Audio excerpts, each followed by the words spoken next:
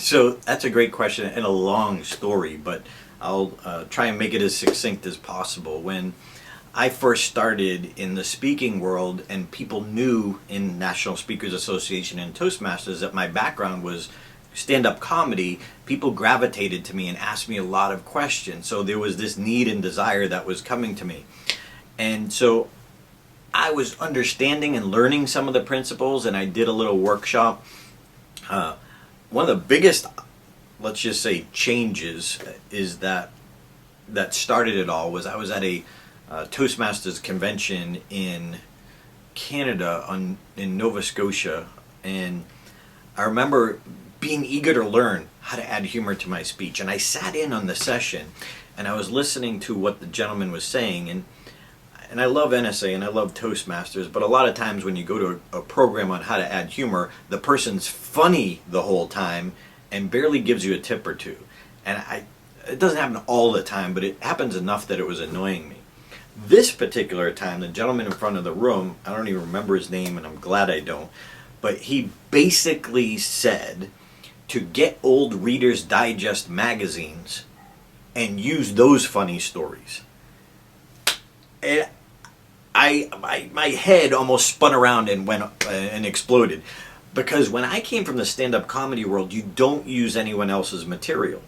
And this gentleman, even though he thought he was helping us, he was really, if somebody was there and impressionable, didn't know, they're going to think it's okay to steal other people's material. They're not going to create their own, which takes such an important element away from learning the process.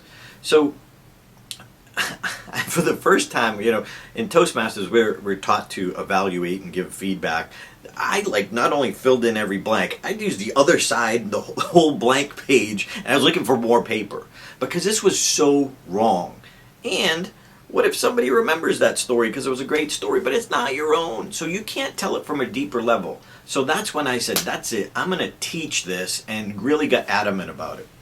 And at that time in my life, there was a mentor from the comedy world. His name was Dave Fitzgerald. I kind of showed him, or introduced him to the professional speaking world at NSA. So many people were coming to him as well, because here's my mentor, that we decided to team up, because I was the marketer and I knew some things, but he was really the content king, because this is what he taught in the comedy world. Now we just kind of turned it over to how would you use that as clean humor in the corporate world. So we created Humor Boot Camp, and this was back in, I want to say, 1998, and that was the original Humor Institute, was he and I and my co-author Rick Siegel. So we started this Humor Boot Camp, and that was the only real boot camp that I taught.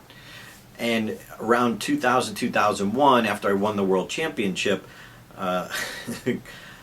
Craig Valentine and I, fellow world champion, we thought of doing a public seminar together. And so we had this, it's kind of became a famous story, but we didn't know what we were doing, but we both were building lists, and we decided that in 2 weeks we're going to do a public seminar in Dallas, and I was going to Dallas for another reason, and so we called there, we found a hotel and rented a meeting room, and we were so excited, both bought plane tickets and sent out messages to our list, and we had a page where people could sign up and register, and all this work and effort over 2 weeks, and we had 3 people show up. And it was, we lost money.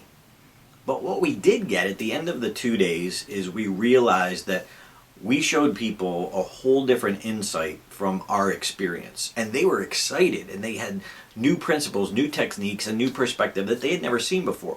So what I knew is we had a product. We just had to learn how to sell it. Since then I've learned that you need to have at least 3 months to promote something rather than 2 weeks. And so I learned a lot from that. Even though we lost money, I gained a belief in the seminar and what we wanted to teach.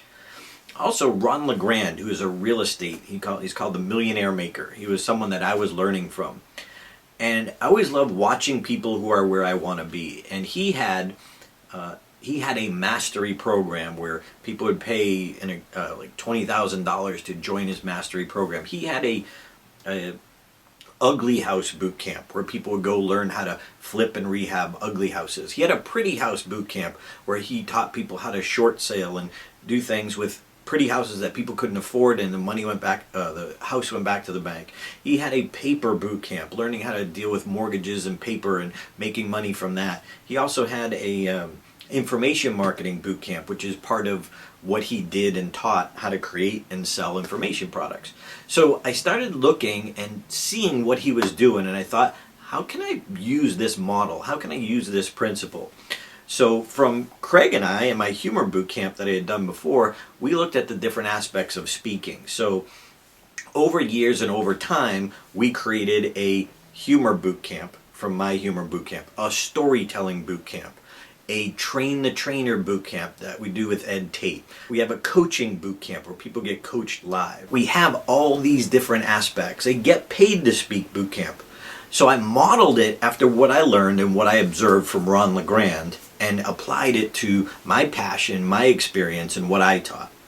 We also had this cruise with the champions that we did for several years, and that turned into and became our big seminar we do once a year called Lady and the Champs. So we do it every February in Las Vegas. It's our big event where all of us are in the room. We do breakout sessions, main stage sessions, and this year, when I'm doing this interview, it will be our biggest ever.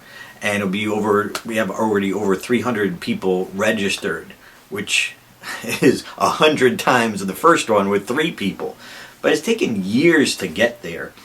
And so there's so much I learned along the way. But ask yourself, what do people want? And is that the best method for you? Maybe for you, you'd rather, you have children, you don't want to travel, and so you want to teach in webinar form. I love the live form. I think there's nothing like that. So I made it my mission. In fact, that's the reason I moved to Las Vegas. So I could sleep in my own bed, have my little boot camps in a city where it's easy for people to come to me. I get requests all the time about, well, when's your boot camp coming to my city? It's not. My goal was to be so good that people would come to me, so I could create the lifestyle that I wanted. So I love what I do, and I feel blessed every time I get to do a seminar in my hometown so I can help people and earn a living, and it inspires me. So if anyone wants to start their boot camps or seminars, we call ours champ camps because we're trying to differentiate ourselves from everyone else, and Gregory Lay actually came up with that title, and it's because you learn from world champions, not somebody teaching someone else's content and material. You learn directly from us. So that's kind of my story and how it happened, but the key is, what's your story? And how are you going to make it happen? If you want to build your own seminar programs where people come to you, don't look at the first one as success or failure. Look at the 10th one. Commit to doing the 10th one. And know that the first, second, third, fourth, fifth one, you're going to learn things along the way and you're going to get better along the way. But success and failure, build towards the 10th one and understand you're going to make some mistakes getting there. But that's what it takes.